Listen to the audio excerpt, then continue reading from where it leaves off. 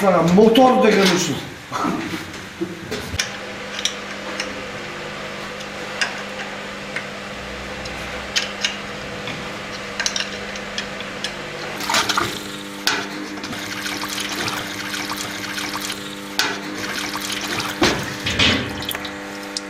Dur lan sen dikkat benim motor. Teraz popadę. Zakryplecie to ważne. Teraz bo trzeba było dalej. Ponoć.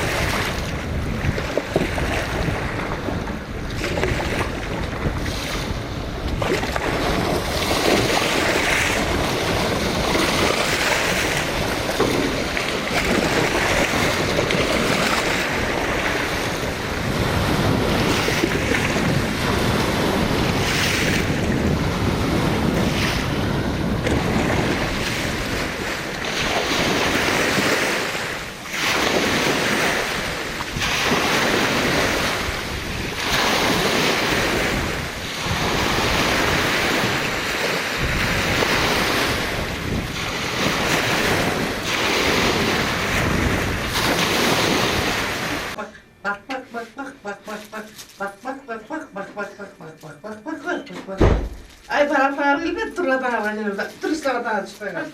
Dur dur ateş gidiyor. Ateş. Ay balam gene var. Ay Allah'ım. Ay böyle şöyle. Bandajın var. Bandajın var balam. Gel ama o kepkanı giysin yeri balam. Ay başım. Ayak kolasını açılıyor böyle. Ana kızım da yapıyor. Gel bir şey gel var gel. Bak sen de daha topu yiyip gel bak. Gel balam. Dur. Ay balam dur. Sen Duramaz. daha Dur sen. çoğun admiral böyle balam. Çoğun admiral böyle. Sen de çoğun kapitan böyle. Ay.